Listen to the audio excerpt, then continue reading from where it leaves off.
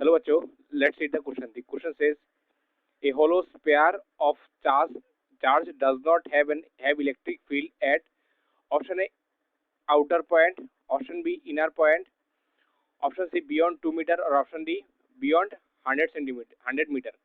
So इस question का जो की कॉन्सेप्ट है वो है गॉस लॉ. सब हम लोग को गॉस लॉ क्या बोलता है? So according to Gauss law, net flux associated with any closed surface क्या होता है? Phi is equals to Q inside the closed surface divided by epsilon naught. Let's say हम लोग के पास एक closed surface है, this is a closed surface S और इसके अंदर कितना चार्ज है? Let's say Q. So now according to Gauss law, net flux associated with the closed surface क्या होगा? Phi is equals to Q by epsilon naught. So now let's now come to the solution. Now हम लोग के पास एक sphere है.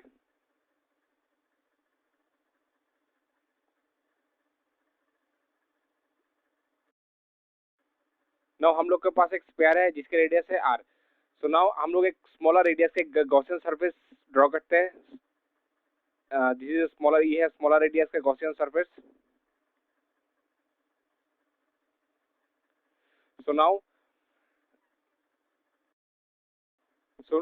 हम लोग के पास जो ये कैपिटल आर रेडियस का स्फीयर है, इसके ऊपर कितना चार्ज है? लेट्स से इसके ऊपर प्लस क्यू चार्ज डिस्ट्रीब्यूटेड है. ठीक है, इसके ऊपर कितना चार्ज है? Plus Q charge. यहाँ पर plus Q plus plus plus plus plus plus. So now according to Gauss law, net flux associated with the Gaussian surface क्या होगा? Phi is equals to close integral E vector dot ds vector is equals to q by epsilon naught. So ये E vector क्या है? E vector electric field, और ds vector क्या है? वो area vector.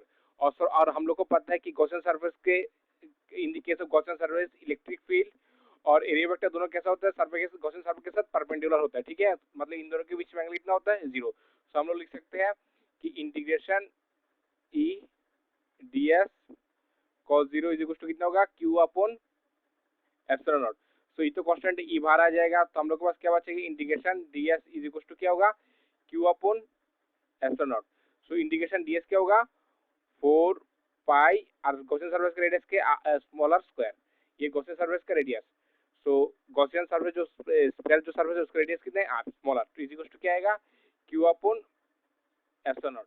सो electric field क्या होगा? E is equal to 1 by 4 pi epsilon naught q by r square. मतलब इस स्फीयर हम लोग के पास जो स्फीयर है जिसके रेडियस कितना है? कैपिटल R, उसकी सेंटर से r डिस्टेंस पर इलेक्ट्रिक फील्ड कितना निकला हम लोग को पास? हम लोग को कितना मिला? 1/4 pi epsilon naught q by r square.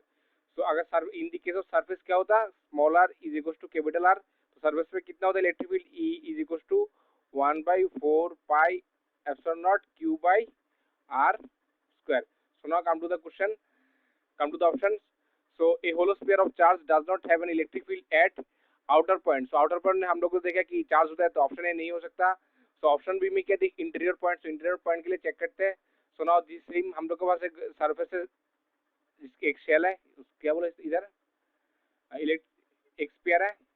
This sphere of radius कितना है इसका? स्फीयर का रेडियस आर. अब हम लोग स्मॉलर रेडियस के गॉसियन सरफेस एज्यूम करते हैं. ये स्मॉलर रेडियस के क्वेश्चन सर, इसके ऊपर कितना चार्ज है? कैपिटल क्यू चार्ज है. उसको कितना चार्ज है? कैपिटल क्यू चार्ज है. तो हम लोग को पता है कि स्फीयर के केस में पूरा चार्ज उसके कहाँ पर एग्जिस्ट करता है? सरफेस में, मतलब इसके अंदर में कोई भी चार्ज नहीं होता. So according to Gauss law क्या होता है? Electric phi is equal to क्या होता? Close integral E vector dot ds vector is equal to क्या होगा?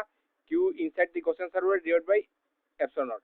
सो ई ds का हम लोग क्या लिख सकते हैं? Integration E ds cos 0 is equal to क्या होगा? q inside upon epsilon naught. So ये तो कांस्टेंट है, e बाहर आ जाएगा, और integration ds is equal to क्या होगा?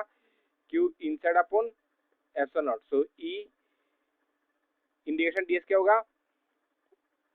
4 pi small r square is equal to q inside upon epsilon naught.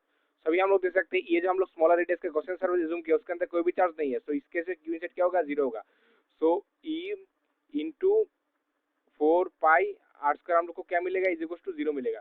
सो अभी 4 पाई आर स्क्वायर टाइम तो 0 नहीं हो सकता, तो ई इज इक्वल टू क्या आएगा? 0.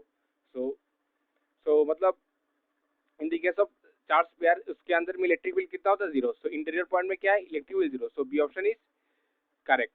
सो ऑप्शन सी देखते हैं, बायॉन 2 मीटर, मतलब इस स्पेयर से 2 मीटर बाहर जब दूर जाएंगे तो उसमें क्या होगा, इलेक्ट्रिक फील्ड एग्जिस्ट करेगा। सो मतलब सी ऑप्शन भी गलत है और ऑप्शन डी बायॉन 100 मीटर वो भी गलत है। So only option B is correct. So I hope you understood it well, best of luck.